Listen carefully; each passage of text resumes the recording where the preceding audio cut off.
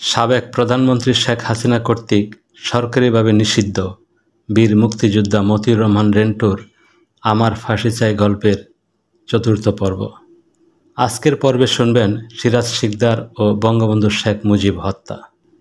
বঙ্গবন্ধু শেখ মুজিবুর রহমানের প্রতি জাতির ভালোবাসা, শ্রদ্ধা, সর্বোপরি বিশ্বাস আকাশ ছোঁয়া। তিনি সদ্য স্বাধীন বাংলাদেশের প্রধানমন্ত্রী।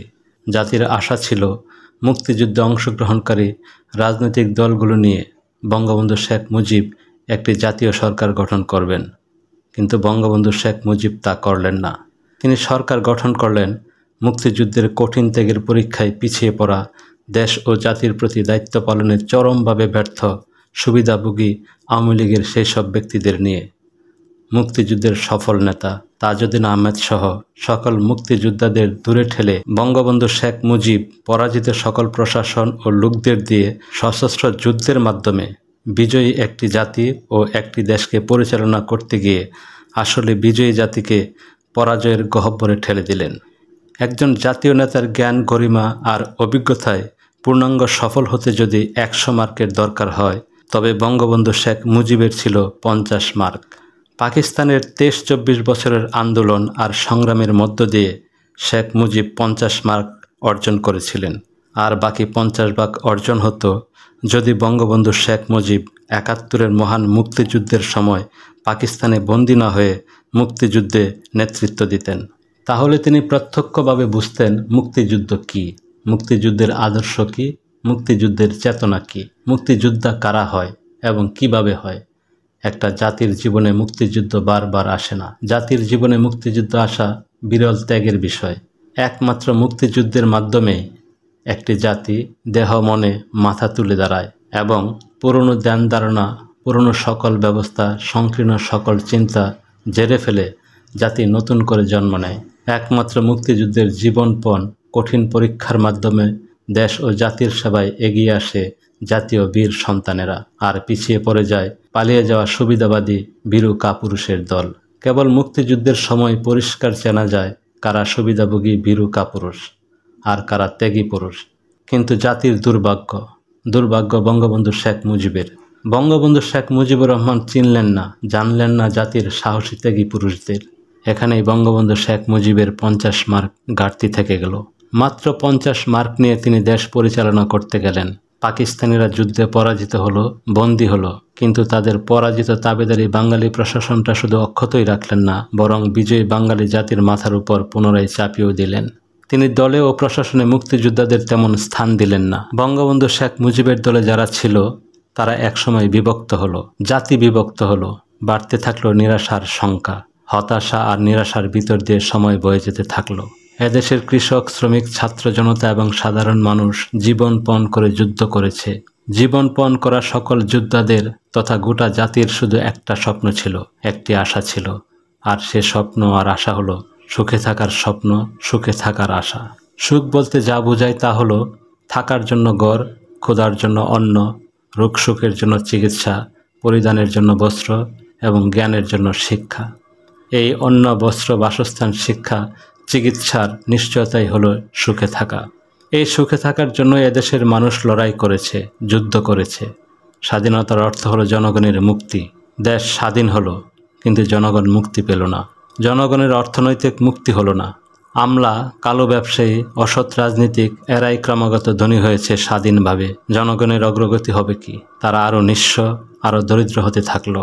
নেতৃত্ব সমগ্র জনগণের স্বার্থ না দেখে শ্রেণীর স্বার্থ দেখেছে।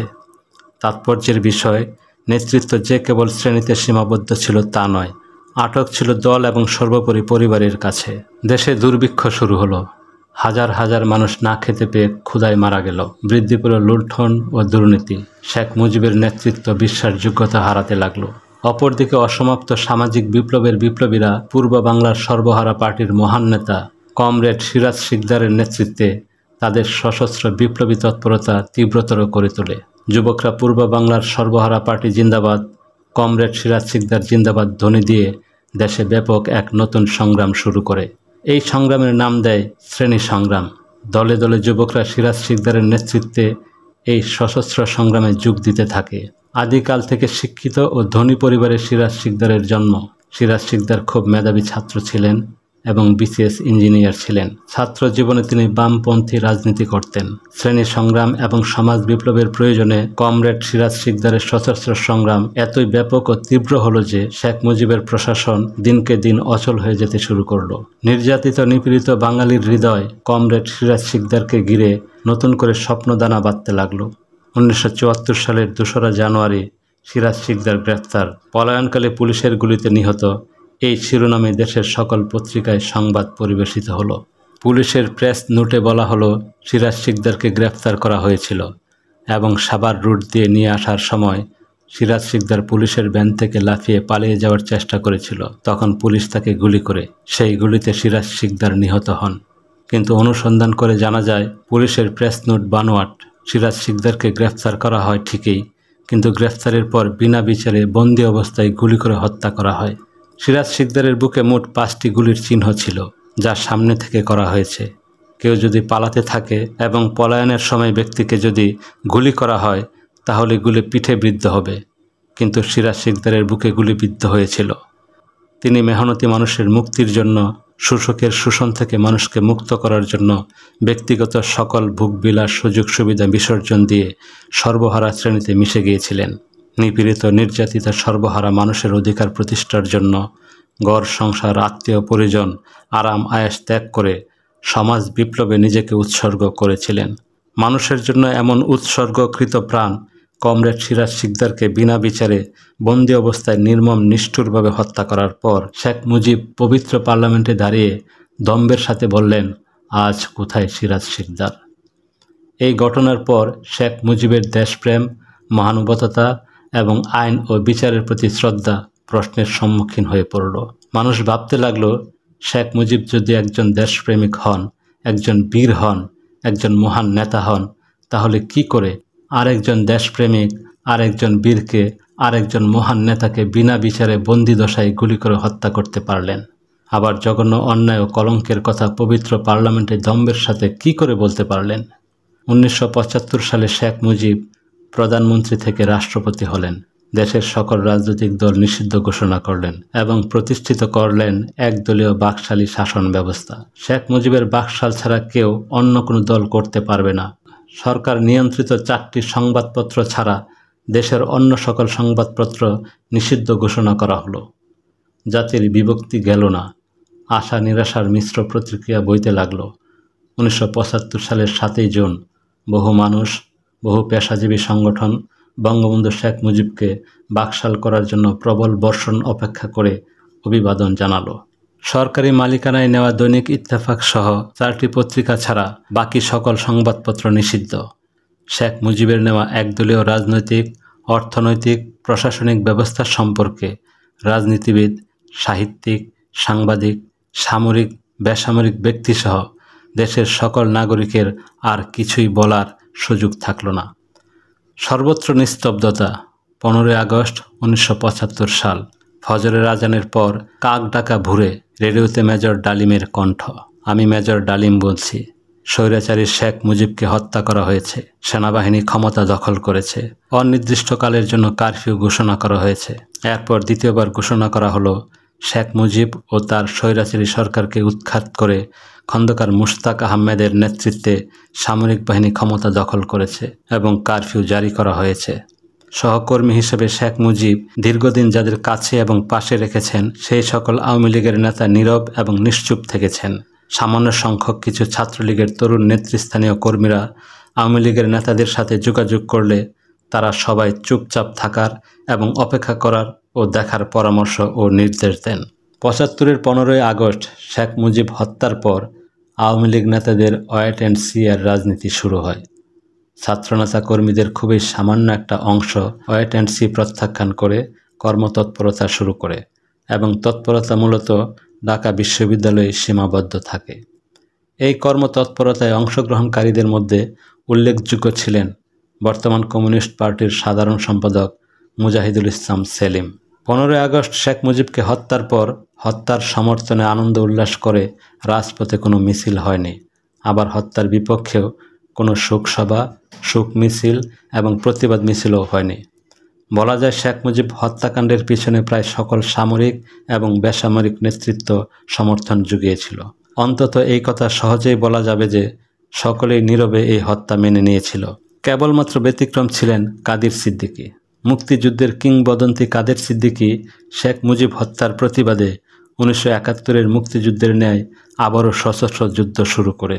শেখ মুজিব হত্যাকাণ্ডের পর আওয়ামী লীগের নেতারা এবং শেখ মুজিবের মন্ত্রিসভার সদস্যরাই খন্দকার মুশতাক আহমেদের নেতৃত্বে মন্ত্রিসভা গঠন করে। খন্দকার মুশতাক আহমেদ ছিলেন শেখ মুজিবুর রহমানের মন্ত্রিসভার বাণিজ্য মন্ত্রী।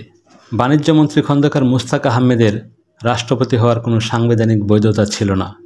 তবুও দেশের নতুন রাষ্ট্রপতি হলেন খন্দকার মুশতাক আহমেদ এবং খন্দকার মুশতাক আহমেদের নেতৃত্বে মন্ত্রিসভায় যোগদান করেন বর্তমান শেখ হাসিনার মন্ত্রিসভার সদস্য আবুল হাসান চৌধুরীর পিতা সাবেক রাষ্ট্রপতি আবু সাইদ চৌধুরী। শেখ হাসিনার আওয়ামী লীগও সভাপতিমণ্ডলীর সদস্য এবং এমপি আব্দুল মান্নান সহ শেখ মুজিবের মন্ত্রিসভার অনেক মন্ত্রী। খন্দকার মুশতাক আহমেদের রাষ্ট্রপতি হওয়ার সাংবিধানিক কোনো বৈধতা না থাকা সত্ত্বেও অবৈধভাবে খন্দকার মুশতাক আহমেদকে রাষ্ট্রপতি হিসাবে শপথ বাক্য পাঠ করান সুপ্রিম কোর্টের অস্থায়ী প্রধান বিচারপতি ABM মাহমুদ হোসেন। এছাড়া মুক্তিযুদ্ধের বীর সেনানী বঙ্গবীর জেনারেল MAG উসমানী খন্দকার মুশতাকের সামরিক উপদেষ্টা হন। 15 আগস্ট সকালে 9 ঘটিকায় তৎকালীন সেনাবাহিনী প্রধান শেখ হাসিনার দলের বর্তমান এমপি মেজর জেনারেল শফিউল্লাহ সেনাবাহিনীর প্রধান হিসাবে খন্দকার মুশতাক আহমেদের প্রতি আনুগত্য প্রকাশ করে রেডিওতে ভাষণ দেন। এরপর আনুগত্য প্রকাশ করে রেডিওতে ভাষণ দেন বিমান বাহিনীর প্রধান শেখ হাসিনার বর্তমান বিতর্কিত এমপি একে খন্দকার, নৌবাহিনীর প্রধান অ্যাডমিরাল MH খান ও BDR এবং পুলিশ প্রধানগণ। নতুন রাষ্ট্রপতি হিসাবে খন্দকার মুশতাক আহমেদ পার্লামেন্ট মেম্বারদের সভা ডাকেন। এই সভায় যোগদান করা থেকে বিরত রাখার জন্য ছাত্রনেতা সৈয়দ নুরুল ইসলাম নুরুর নেতৃত্বে ছাত্রলীগের হাতে গোনা কয়েকজন কর্মী জোট চেষ্টা ও তদবির চালালেও আওয়ামী লীগের প্রায় সকল এমপি উক্ত সভায় যোগদান করেন। অপরদিকে বিখ্যাত মুক্তিযোদ্ধা বঙ্গবীর কাদের সিদ্দিকী বীর উত্তম তার জনা 50 সাথীসহ সীমান্ত এলাকায় অবস্থান নিয়ে খন্দকার মুশতাক আহমেদ সরকারের বিরুদ্ধে সশস্ত্র যুদ্ধ শুরু করলেন। ছাত্রনেতা সৈয়দ নুরুল ইসলাম নুরু তার কয়েকজন সঙ্গী নিয়ে বৃহত্তম ময়মনসিংহ এবং বৃহত্তম সিলেট জেলায় সীমান্ত অঞ্চলে কাদের সিদ্দিকীর গড়ে ওঠা সংগঠন জাতীয় মুক্তিবাহিনীতে যোগ দেন।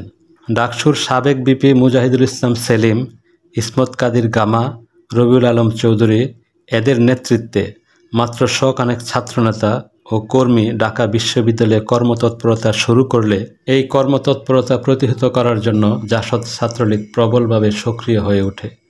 1975 সালের অক্টোবর মাসের শেষের দিকে ছাত্রলীগের এই মুষ্টিমেয় নেতাকর্মী মিলে সিদ্ধান্ত নিল 4 নভেম্বর 1975 ধানমন্ডির 32 নম্বরে বঙ্গবন্ধু শেখ মুজিবের বাসভবনে মৌন মিছিল করে যাওয়া হবে। 4 নভেম্বরের মৌন মিছিল সফল করে তোলার জন্য ঢাকা বিশ্ববিদ্যালয় এবং ঢাকা শহরে গোপন বৈঠক চলতে লাগলো। বন্ধুরা, এই হলো 4র্থ পর্ব। পরবর্তী পর্ব শোনার জন্য চ্যানেলটি প্লিজ সাবস্ক্রাইব করে রাখুন। ধন্যবাদ।